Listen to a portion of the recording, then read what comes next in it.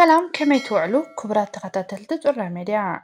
عزيز حكوز زيناتا سبورت حيزالكم مجلهو كسامو داتا سابسكرايب لايك نداكبركم كتكاتاتلو بخبري عدم بفلاي جمر كتابلو لايك مقباراي ترسعو سناي مكتتال ኣብ ኩሉ ናይ ምድሪ ኤስያ ውድድራቱ ጥርሑ ዘይወፅእ ሻምፒዮን ኣፍሪቃ ሄኖክ ምሉብርሃን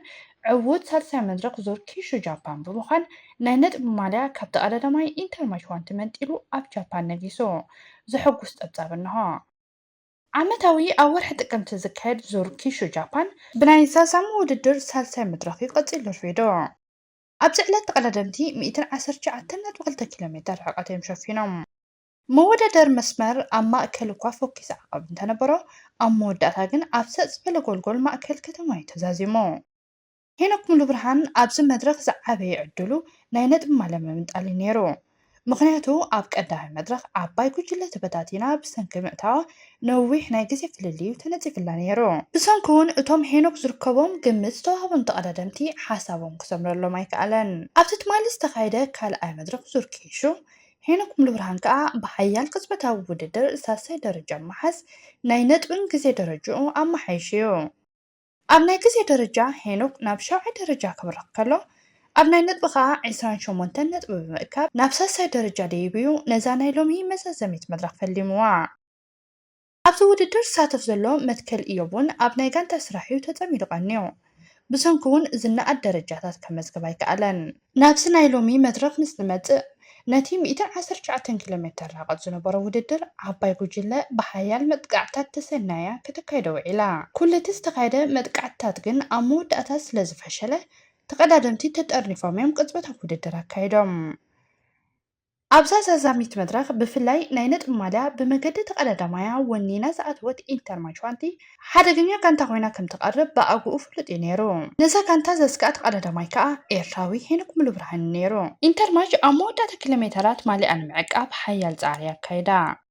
ይኹን እምበር ሄኖክ ምሉብርሃን ኣብ መዛዘሚ 100 ሜትሮ ዝፈነወ መጥቃዕቲ ክትጫወር ኣይከኣለትን ሄኖክ ካብ ማእከል ንቕድሚት ብምውፃእ እዩ ነቲ ቀይሕ ማልያ ናይ ነጥቢ ሒዙ ዝኣተወ ናይ ኢንተርማሽ ተቐዳዳማይ ቀዲሙ ሕንፃፅ ረጊፁ ንቅጽበት ከዓ ኣብ ርእሲ ዕዉት መድረክ ኮይኑ ዝተዓወቶ ናይ ነጥቢ ማልያ እውን ኣብ መወዳእታ መድረክ ብምውናን ናይ ኤስያ ክብርታት ዓቂቡ ሻምፒዮን ኣፍሪቃ ሄኖክ ምሉብርሃን በዚ ናይ ሎም ውፅኢት ተሓጊዙ እውን ኣብ ናይ ግዜ ደረጃኡ ናብ 5ይ ደረጃ ብምድያብ ንጋንትኡ 50 ናይ ዩሲኣይ ነጥቢ ኣግዚምዋ እዩ ኣብዚ ውድድር ንትሬንጋግን ወኪሉ ዝወዳደር ዘሎ መትከል እዩ እውን ግዜ ከይከሰረ መበል 33 ደረጃ መሓዝ ኣዚሙሎ ኣብ ናይ ግዜ መትከል መበል 43 ደረጃ መሓዝ ብሰላም ወዲኡ ሄኖክ ምሉብርሃን ድሕርዚ ዓወት ዘካሉ ነገር ተሃልዩ ሕጂ እውን ኣብ ኩሎም ቶም ናይ ኤስያ ውድድራት መትሓዝ ዘይብሉ ተቐዳዳማይ ምዃኑ እዩ ውድድራት ናይ ወርልድ ቱር ክዛዘም ሓደ ሰሙን ጥራይ ተሪፍዎ ዘሎ እቲ ናይ መወዳእታ ውድድር ከዓ ዙር ጓንሲ ቻይና እዩ ህላወ ሄኖክ ኣብዚ ውድድር ከዓ ብሕጂ ክፍለጥ እዩ በዚ ኣጋጣሚ ንሄኖክ ኣብ ዝቕፅል ውድድራቱ ዓወት ንምነየሉ ኦሎምፒካዊ ተቐዳዳማይ መርሃብ ቅዱስ ትማል ሰንበት ብሉፅ ናይ ጋንታ ስራሕ ዘርኣየሉ ውድድር ኣካይዱ ትማል ሰንበት ብደረጃ ዓለም ብርክት ዝበሉ ውድድራት እዮም ክካየዱ ውዒሎም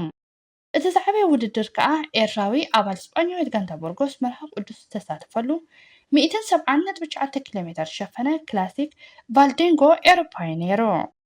እዚ ውድድር ከም በዓል ኣዳምያስ ጄቫይንን ካልኦት ከዋኽብትን ዝተሳተፍሉ ኣዝዩ ሓያል ውድድር እዩ ነይሩ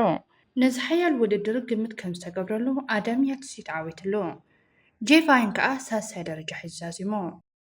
ኣንጻር ናይ ወርልድ ቱር ተቐዳደምቲ ዝገጠመት ቦርጎስ ናይ መርሃብ ቅዱስ ጋንታ እውን ብደረጃ ጋንታ ብሉፅ ደረጃ ነጥብን ሒዛ ኣዛዚማ